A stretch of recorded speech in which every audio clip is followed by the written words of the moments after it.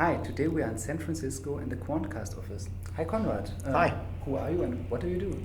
So I'm Konrad Feldman. I'm co-founder and CEO of Quantcast. What is Quantcast? So Quantcast is a data and technology company that helps the companies that produce all the content that we consume on the web get a better understanding of those audiences so they can better serve them. And we also help the advertisers who effectively pay for most of the free content that we as consumers get access to make that advertising experience more relevant for consumers.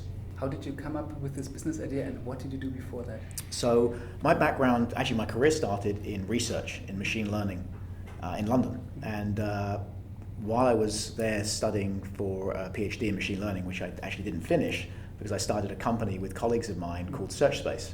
And we built systems that used machine learning looking at transactions mostly in financial services and predominantly for the banks to help those banks spot patterns of transactions that they couldn't find, that the people couldn't find themselves because there were so many transactions. These systems were used mostly to help major banks detect money laundering and terrorist financing, which sounds a long way away from helping understand digital audiences and making advertising more relevant, but fundamentally it comes down to how we can get computer systems to understand the massive amounts of data that are created by people in everyday practice. And it's about the means for processing that data, finding those patterns and putting those patterns systematically to use. So that was the link there. Okay. In terms of specifically for Quantcast and the space that we're in, actually it didn't start specifically with the sort of the business focus. It started from a fascination of the internet. So my last company, whilst we worked predominantly with banks, back in 2000, we got to do some work in fraud detection for Alta Vista, and it was the first time I'd been exposed to internet data. I find that I've always understood the world and businesses through data because that's what I've always done. And my way of understanding different businesses I've worked with is by looking at the data they generate. And here was the internet, which was data that didn't just relate to a business. It related to the world. It related to commerce and culture and habits and behaviors. It was just this really fascinating data set. And so in 2005, my last company, SearchSpace, was acquired, and I was living in New York at the time, financial services center. And I decided I wanted to do something internet related, didn't know what, but I knew that to do it, I should come to the Bay Area, come to San Francisco, because that's where everything internet was happening. And so I moved out here and I started looking at a number of different areas involving sort of advanced analytics from internet data. And one of the areas that interested me was advertising. Initially, just because there was a lot of talk about advertising in Silicon Valley. This was 2005, end of 2005. Google had just gone public, and a lot of people here just assumed that advertising was search and search was advertising. And I knew there was more to advertising than just search. And what fascinated me was sort of a curiosity was that it was really clear why search was so effective. With search, a computer system was able to use data to make the experience much more relevant and useful for the consumer. And so my question was, why is that process not happening outside of search? If I went to a particular website, or my friend went to a website, or my mother went to a website, everyone was seeing the same ad. And that just seemed strange. And it literally started from that. I wanted to know why was that? And I didn't know anything about advertising. Myself and my co-founder, neither of us really knew much about advertising. And so we actually put a classified ad on Craigslist, asking to speak to people who could teach us about advertising. And we met, we said, I think the ad was something like, do you know about advertising? Can you spare an hour? We'll give you $20 and buy you a coffee. Teach us about advertising. And as we met with people in the advertising industry here in San Francisco, we started to realize that the problem related to data. So there are lots and lots of searches every day. So a computer system has to make the decisions about what results will be relevant for the consumer. And they need data to make those decisions. It's sort of the data and the algorithm uses that data. Well, with search, the data that the computer system needs is presented by the consumer. Whenever we do a search, we say, hey, here's the data to use to create relevance. The types of data that were necessary outside of search advertising, the types of things that advertisers use to say, this is the type of person that I believe will be interested in my product, it's much less to do with intent or context keywords, and it's much more to do with who the people are. their demographics, their interests, their aspirations, their habits, their lifestyle. And none of that information is presented by the consumer when they make a request of a web server. And so the idea that eventually became Quantcast was, if we could somehow manufacture consistently that sort of data, we would be able to make the experiences more relevant for consumers. And that was really the hypothesis, and we tested it out in 2006, and we found a way that we could start to generate some of that data and that signal. And when we started seeing the initial results, we decided we'd put all our efforts behind it, and Quantcast launched in September 2006. Cool. Konrad, so once you've tested your hypothesis, what was the next step then? So did you choose only a subset of potential customers and then only work for them and try to optimize for them? So what some people would say, these are some better customers or so? Or did you just try out this only for one customer, or did you try to acquire tons of customers? Yeah. So actually, the approach we took, we saw that the opportunity was that the world was moving away from a broadcast model. So in a broadcast model, the content and the advertising, and good advertising should be content, is tied directly to the media. You open the page of a magazine, or you look, everyone, the signal goes out on the airwaves, everyone tunes in. And the opportunity with digital media was to create experiences for individuals. And so we felt that the long-term value was to actually help make those individual decisions. But we realized that to be able to make those individual decisions, to be able to truly enable real-time advertising, you had to have real-time measurement. And historically, media measurement was not real-time at all. It was actually based on samples that were done sometimes continuously, sometimes periodically, and would be updated monthly. And those sampling approaches, which were necessary in broadcast media, if you put a signal on the airwaves, you don't know who's tuning in, you have to use a sample. But they didn't work very well as the number of media choices grew. When there were 3 TV stations, they worked fine. When there were 300, they didn't work at all. And here was the internet with millions of different channels, millions of different destinations. And so we saw an opportunity in realizing that we would need real-time measurement. We saw an opportunity to essentially disrupt the way that audience measurement had worked and move from a model that was based upon sort of outdated sampling to one that was based on direct measurement of all the media consumption. And so that was the idea. How do we get to the first set of customers? So for us, I think it was really quite sort of classic disruptive innovation, where we produced a solution that initially was really useful to a subset of the market, a set of the market that couldn't find a solution. Either they couldn't find a solution, there wasn't a solution that worked for them, maybe their site was too small to show up in one of the samples, or their site was big enough but they couldn't afford the budgets that it cost to buy that research service. So we did 2 things that were different. One was we made the system based on direct instrumentation. We measured directly every media consumption event, and we built the computer infrastructure to process all of that data. And the second one was we made the audience measurement free. So initially there was a set of customers where this new service was accessible to them, it could work, and it was affordable, it was free, and they started using it. And as they used it, they talked about it and more people discovered it. But another thing happened as well, which was as we started to gain visibility into not just individual websites, but behaviors across websites, that's where our machine learning approach can start to learn more about consumer behaviors and understand more characteristics. And we could then introduce new ways of understanding audiences, maybe based on their demographics or the other interests that they have. And as we started introducing these new features, the service became attractive to a new set of publishers. And as more publishers started to participate, there's sort of a network effect from data. More data coming in means we can produce better results for everyone. So everyone got back out more than they put in, so then more people started to participate. And this sounds like, wow, it just happens like that. It wasn't like that at all. There was a lot of growth hacking in terms of discovering what worked well in helping people discover the service and use the service and come back and recommend it even. But over a period of a couple of years, we built up very, very significant adoption for Quantcast Measure, and today it's used by millions of web destinations. That can be sites, it can be apps, but also many of the platforms that are used and power the web use Quantcast Measure. Cool.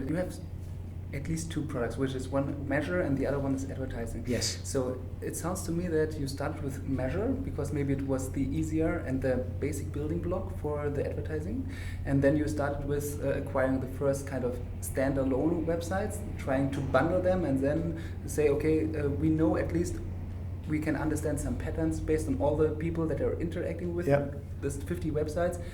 Do you want to have optimized advertising based on behavioral analysis? So when we started off, it's similar to that. When we started off, we didn't know precise. So we decided that Quantcast measure should be free, and that in the future we would have a commercial product by helping not just giving someone an aggregate report and saying, hey, I hope this is useful. We would make money when we help make our customers' businesses better, and we get aligned with their sort of ultimate goals. And when we launched Quantcast Measure in 2006, we didn't know exactly how that would work. We just knew that basically we realized that if we were able to measure, if we had enough data, we could measure not just whole sites, but individual impressions. And we knew that that would give us data that could be used to influence outcomes. We didn't know precisely how we would do it. So in 2009, we launched Quantcast Advertise.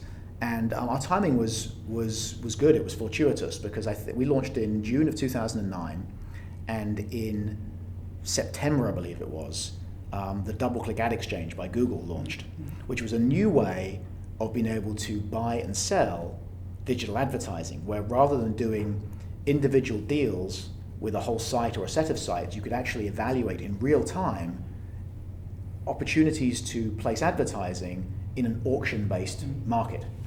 And we looked at that early on, and we thought it was really interesting. We thought it was a really nice way of aligning the interests of the ecosystem. It would work for publishers, it would work for advertisers, and importantly, it would work for consumers.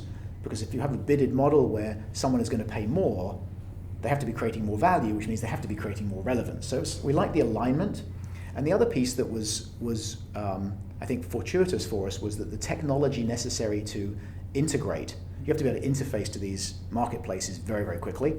And the technology necessary to do that was quite similar to the technology we'd already built worldwide to power Quantcast Measure. So we decided to invest heavily behind the growth of what was called RTB, real-time bidding, which is programmatic advertising, making advertising not just more efficient but more effective.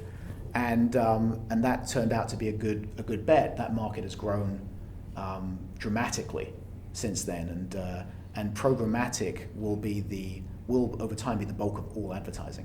Konrad, how hard was it to acquire the first 5 to 10 websites? And just tell us, how was it like pitching in front of those media publishers and saying, hey, I'm a young startup, I've got this awesome measurement tool, please use it? So that's a really great question. So there's a few. So I think we started off with a good understanding of what we thought would be useful. So, lots of our friends here in the Bay Area had consumer internet startups. They all were frustrated at the available measurement services. So we had an understanding there was a need. People would like a better service if one existed, and we thought we saw a way to delivering it. And so we were able to sort of speak with a few people that we knew in the industry and some of the people we met through research and have them look at what we were doing and test it out. And then we just went and launched it. We went and launched it, and we did what promotion we could around it, and we worked on things like SEO and making sure there was good visibility into the services that we could provide. But it wasn't an overnight thing. Maybe one day a site would sign up, but because it was all online, and we could look at the traffic that was coming to our site, and we could understand whether they were signing up for our service or not, whether they were dropping off, we could constantly iterate and optimize it. And it went from, one day there'd be a site sign up, the next day no sites. Well, what's going on? Is the server's working? Then there'd be another site and a few sites, and then, again, this wasn't overnight, but within weeks, maybe there were 10 sites a day, within months, hundreds, and within a year, thousands of sites a day that were signing up.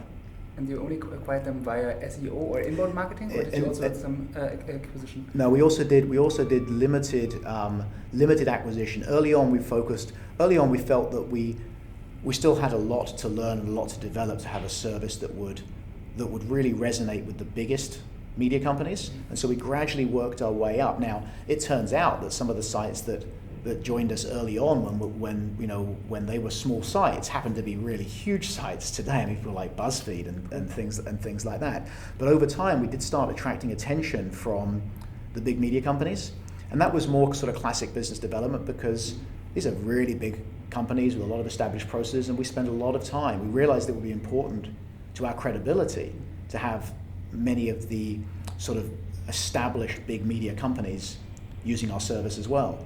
And we spent quite a bit of time. And the first ones, they took time. They took many months, some of them to get on board. But that wouldn't be where I would start. You know, when you're starting up and you're trying to discover, do I have a service that's valuable to someone? Iteration is really important because you're essentially experimenting. You're experimenting and trying to discover the right mix of features and functionality that is attractive and useful to a customer set. And if it takes months and months to run an experiment, that really limits the rate at which you can learn. Yeah. So it was a sequencing thing for us for sure. How long did it take to develop the first iteration of your product with whom you did not feel super embarrassed to go to the smaller websites? Actually, the very first iteration where we didn't have a product to show people, but we had sort of concepts based on data, probably took us a couple of months. That probably took a couple of months. The first version of the product that we could really put out, that took probably about 6 months. We had to. It's one of these interesting things that when we were building this sort of service, we knew initially there'd be a very small number of customers, but that could grow at a rate that might be difficult to predict. And it was very, very important that any site that signed up for our service, two things. First of all, that by measuring, we actually have a tag that's based on their website. We couldn't slow down their experience. So if a big site signed up, it had to work seamlessly every time. We wouldn't get second chances. And also, if we started collecting a lot of data, we have to process that data. So we actually spent quite a bit of time building out the infrastructure, both the real-time systems and the sort of the back-end cluster computing, the sort of big data platforms based on MapReduce. We spent quite a bit of time getting ready for that. We had planned for success. There wasn't an easy way back then. It was sort of before Amazon EC2 and those sorts of things. Yeah. So we had to do quite a bit of work to build out that infrastructure in anticipation of getting traction. And fortunately, we got that. Okay, cool. Konrad, let's talk about the business model of Quantcast. Besides publishers, is there any other customer segment that you're targeting? Yes, we actually work with advertisers and advertising agencies. We work with thousands of the world's leading brands to make their advertising more relevant for consumers and therefore perform better for them. So our revenue comes predominantly from advertisers and advertising agencies in relation to their advertising campaigns. And what is the value proposition that you are providing to them? I mean, okay, obviously due to the programmatic advertising, more relevance and therefore potentially higher CPMs also? It's actually very simple. The value proposition is that we will make any advertiser's budget work much harder for them. So we'll enable them to more effectively reach the audiences that will respond, and that translates to measurable results. So we can deliver a much higher return on advertising spend and much more scale against their goals. Because advertising isn't just about can I sort of reduce the cost of acquiring a new customer. It's actually about how much scale can I get at a given targeted cost of customer acquisition. And we can do that better than anyone else. Okay. When you look at your publisher customers, for example, are you serving them differently? For example, having key account management for the larger ones and maybe just customer support for the smaller ones? Or so the answer is yes, but in fact, the vast majority of our customers use all of our self-serve interfaces. We're very fortunate to have a huge number of participating publishers, and they range from people with their individual blog through to the biggest multinational media companies.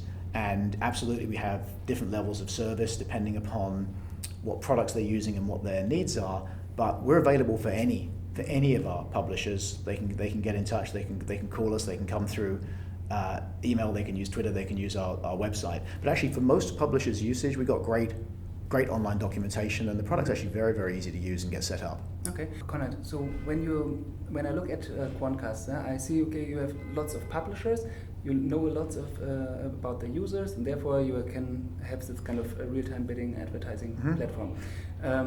How does this compare to the Google model? Because when they have something like Google Analytics, they also know lots of what the people are doing and what they're searching for and so on. And also they have something like this advertising platform.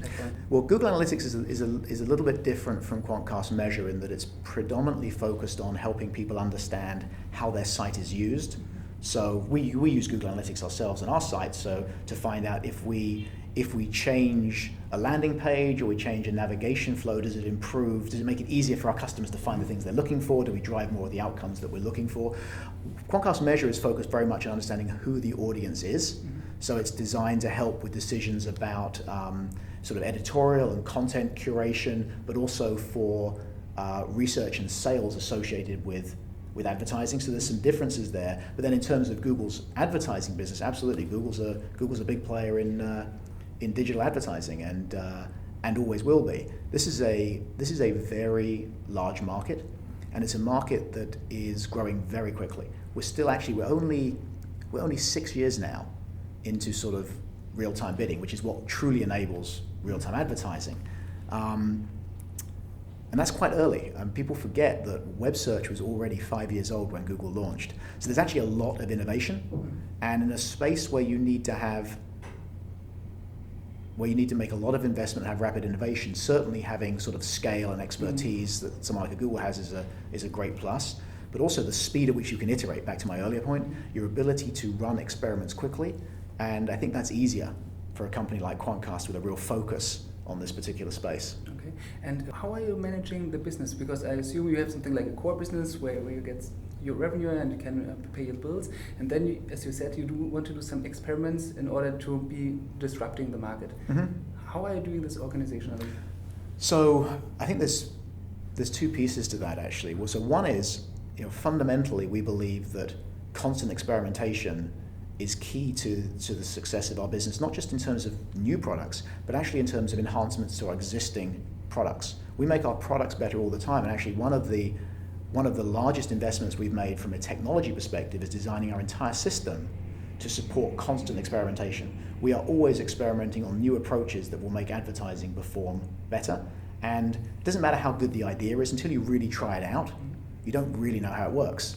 And so you want to make the cost of running experiments as low as possible and run as many as you can, and recognize that most of them won't work, and that's okay, because you can actually learn more from the ones that don't work than the ones that do. So as long as you have a way of making those experiments relatively low cost and you can sort of communicate the findings easily to the organization, you have a mechanism for experimenting and learning all of the time. So that's fundamental to our core business. We are always experimenting and enhancing our core products to make advertising more relevant, to make our reports more insightful, and so on. And that's sort of factored into our business and how we do planning. Well, the first thing we do each year is say we've got to invest to make everything we've already got better. But then there's also the opportunities to explore the development of new products. We just launched a new product called Audience Grid, which is a way of leveraging the infrastructure and modeling and data that we've developed with Quantcast Measure and Quantcast Advertise to everyone else's data. And so we launched this program with working with data companies like Oracle's Data Logic and Experian, and research companies like IRI and Kantar, Shopcom, a whole bunch of different organizations where they can leverage our data and modeling as well. And so you've always got to make room for new product development and again sort of experimentation around that. And that's sort of part of our budgeting process, is to make sure that we can do that. But I think also we try to encourage it within the work that we're doing. So one classic way of doing that is hackathons, and we do those regularly. We also have a program here we do annually called the Quantathon, which is conceptually it's similar to a hackathon, but hackathons tend to be limited to people who are writing code, and the Quantathon is designed to be inclusive for everyone in the organization. So we actually encourage cross-functional teams, but the general idea is, can you produce something that improves the company? Maybe it improves our products, maybe it's a new product, maybe it's a new way of doing business, maybe it's a new fun feature or function for our employees here. And over the years we've had some just tremendous contributions. In fact, we launched a product, last year's Quantathon winner was a product that it manifested itself in a product that we launched about 2 months ago. And it's a suite of solutions called search-powered audiences, which enables advertisers have all invested a lot in understanding search advertising, and they've developed and curated sets of keywords that they understand represent their core audiences. Well, we provide a way for them to use that taxonomy to find new customers before they search. So we can look at the types of people. We've got a set of people that have, we see lots of search activity. We can look at the set of people that have searched for a particular product, and rather than saying, hey, let's show ads to those people that have already searched, we say, what is it about those people? What are the patterns of people that ultimately do that could predict that other people are likely to be interested in that as well? And we've never had a product launch that's moved so quickly. I think we are, say, 2 months in now, and over 300 global brands are using this product. Cool. This product, yeah. Konrad, let's go back to the advertisers. So imagine I'm an advertiser, I want to place my ads, and you are trying to optimize it. Are you? And I'm total noob, and I only give as a content type text ads. Would you give me recommendations and say, if you would provide a picture or optimize your text like that, then we would predict you would get, I don't know, lower cost per leads or cost per click or something like Generally, that's the case. Although we tend to, one of the things that's very attractive about search-based advertising is that text ads are easier to create than graphical or video ads or things like that. We're generally focused on the larger advertisers. I think it's certainly the case that in search, if you look at the number of advertisers that Google works with, which is in the millions now, there's a very, very long tail. And whilst there's a fairly long tail outside of search, the bulk of there's about $600 billion a year spent on advertising. The bulk of that, the vast majority of it, is spent by the top few thousand advertisers. So we're generally working with larger advertisers that already have these assets and work with creative agencies and so on to produce them. There are a bunch of interesting companies around, startups around that are helping those that perhaps don't have the creative assets start to create adverts other than text ads, and I think that's an interesting area for the future, is working with companies like that, partnering with companies like that. And what is your perspective on the future of this real-time bidding in the advertising space? Is it more like, okay, there will be like 3, 4, 5 major players worldwide who covered the major understanding or biggest data set of what the people are doing, and therefore can provide this kind of island to advertisers to penetrate? And the second question regarding the perspective would be, what is the role of agencies? Because in the old world, you had this kind of the big brand, the agency, and then the publisher or something like this. When I look at Google advertising or so, the agency is diminishing. Let's start with your first question. So it's an interesting space. So the market that we live in, which is sort of often referred to as advertising technology, has probably thousands of companies in it. So, which is a function in part of how large the opportunity is. I think that the venture investment model is probably fairly efficient in aggregate, in that there's a multi-billion-dollar opportunity, so billions of dollars gone after it, but of course it's not evenly distributed. And as in most fields, most of those companies won't make it in the long term. I think that in terms of the dynamics of what will make the companies that are successful, well, one of them will be technology, which you think, well, of course it's technology, it's advertising technology. But actually, many of the companies that are in the space and sort of in the ad tech space fundamentally aren't really technology companies. They haven't invested that much on technology, and maybe historically that wasn't necessary, but it really is today. To be able to make sort of differentiated outcomes on a continual basis, and to be able to do it with sort of the necessary operating efficiency, to be able to deliver profitability long term to investors and so on, it takes real technology. And the other piece that it requires is data, and not small data, big, massive data. And so to give you some perspective on the scale of data that we operate with, our daily processing can exceed 40,000 terabytes, so 40 petabytes. Wow. A day. So the data sets involved are really significant. So I do think that technology and data processing and proprietary data are going to be absolutely key to the companies that are successful. It won't just be 1 or 2, but it won't be 10 or 20 either. It'll be a limited number of companies that really have true scale. billions of dollars of revenue scale. Right. Konrad, you said before, the first company that you started was related to machine learning. The second company was related to machine learning. What type of industries or business models do you think are currently super ripe for disruption based on machine learning, but still are not tackled that much? Yeah, so... except advertising. So I think that I would ask what industries won't be transformed by big data and machine learning? Every industry, every aspect of society will be completely transformed by big data, which I would sort of include machine learning in that, over the next, call it 2 decades. It'll be a bigger impact over the next 20 years than the internet was in the last 20 years. Now, it just so happens that the epicenter of this change is online media and advertising. And one of the reasons for that is it's where the data is. The data exists here. There's a very data-rich environment, but it's also a world in which we're able to measure the results quickly. We can see we have to make an investment in technology and data processing and algorithms, and we can see, did we get a return from that investment? When we get a return, we can justify investing more. Right. So you have these cycles, and the benefits from that are felt much more widely than in digital advertising. A lot of the fundamental technology that powers big data in all sorts of organizations comes out of online advertising. Google that created the processing paradigm called MapReduce.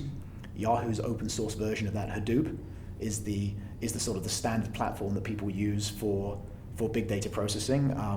We initially started with Hadoop very early on, and we gradually outgrew aspects of it and built our own stack, but one piece of that, we built our own file system. And we open sourced that file system a few years ago, the Quantcast file system, for dealing with very, very large data sets. And that's now used by many organizations outside of digital media and advertising.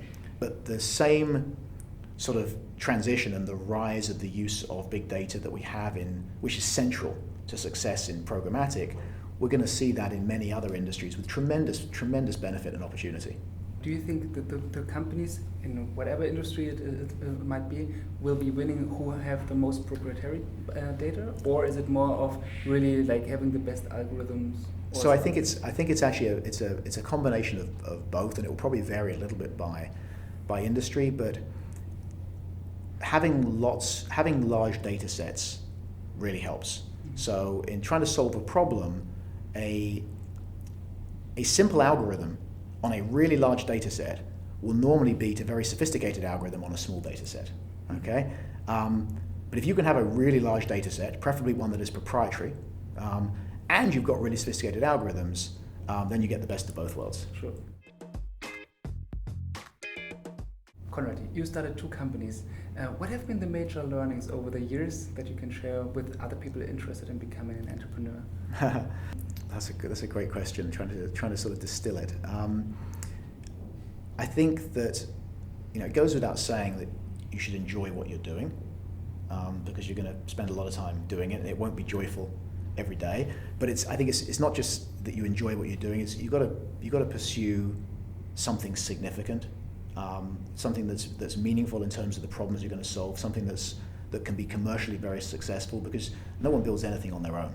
And you want to be able to attract the very best people into the organization, which means having a real mission and ambition in terms of what you're pursuing. So I think finding that combination of the things that you're good at doing, the things that you enjoy doing, and the things that can be commercially very successful is really important. And taking time to think about what those might be and how they would sort of satisfy those criteria, I think could be really useful and can pay you back a lot in the future. And then the other thing I would say is don't be afraid to experiment and recognize that things won't go well every day. In fact, they might not go well most days, and there's days where things will be like the world is falling apart, and days where you're going to take over the world, and the truth is always somewhere in between. And sort of look back at the pattern, and hopefully, if it can be ups and downs, but hopefully the ups and downs have a pattern that are going up. And how did you manage the times when you think, oh, I'm at the bottom right now? Well, hopefully, after a little while, you realize you learn from the fact that those days happen. But you have friends and colleagues around that you can discuss those things with. There's no, there's tough days and there's good days, and hopefully the balance on those skews towards the good. Great. Konrad, thank you so much for sharing Pleasure. your insights. Thank you so much. And if you have a very big website and you really want to understand who's my audience, check out Quantcast. Thanks. Thank you. Awesome. Thanks a lot.